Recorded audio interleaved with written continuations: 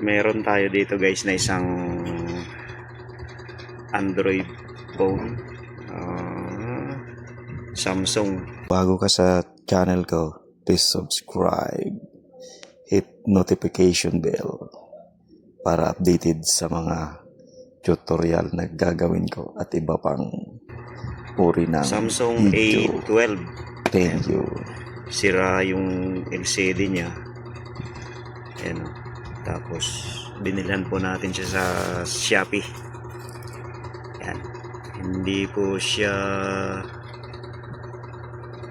original pero siguro naman gagana.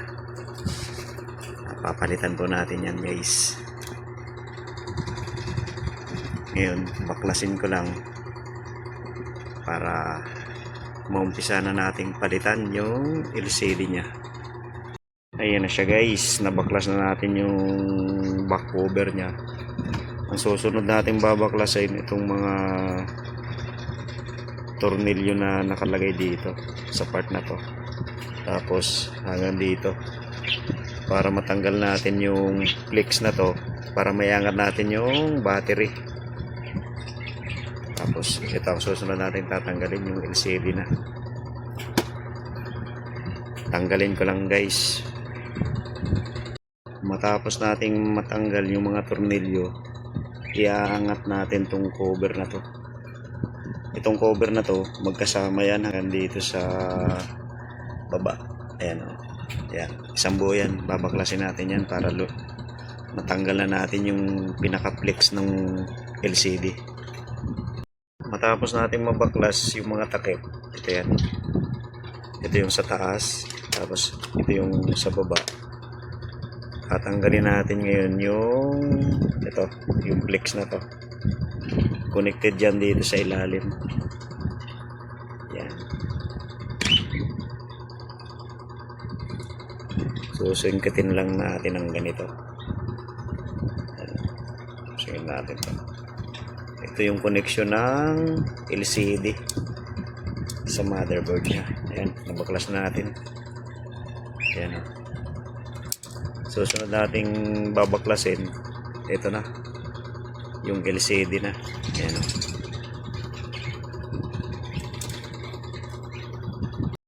Ayan na siya guys, natanggal na natin yung pinaka LCD nya.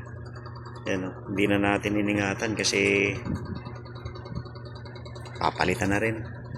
Ang susunod natin gagawin, lilinisan natin yung gilid nito para paglagyan natin ng pandikit. Kasi pag hindi natin nilinisan yan, aangat yung ilalagay natin na LCD. Ito, lilinisan muna yan. Ito, paikot. Tatanggalin natin yung mga dating pandikit para malagyan natin ng pandikit na gagamitin. Linisin ko lang guys. Matapos nating malinisan, gagamit tayo ng B7000 na pandikit para malagyan natin ng pandikit dito sa gilid. Paikot na yan. Ayan o, yung parang may groove na yan, dyan natin ilalagay yung pandikit.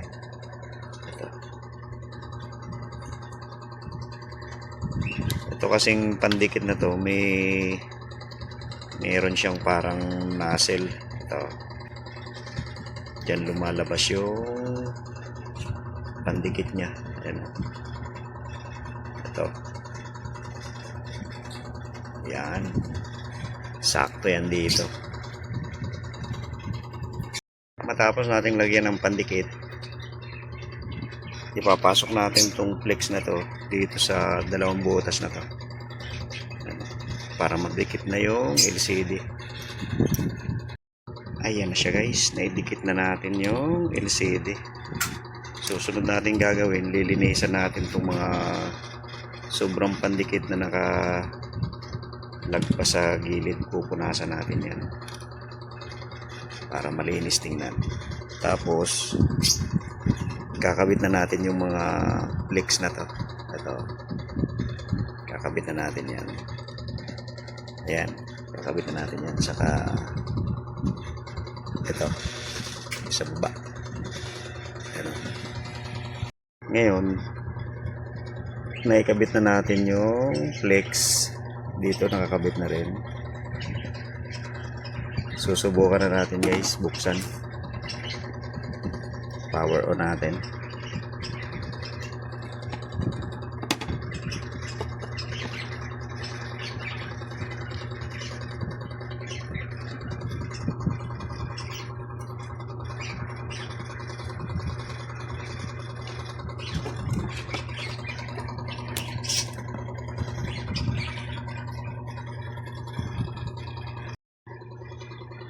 Ayan na po siya guys, nabuhay na siya. Lumabas na yung logo niya, Samsung. Successful po yung natin guys. Iyan na siya guys, gumagana na siya. Ayan o, smooth na smooth. Ayan o, pwede na siyang gamitin. Okay na. Salamat.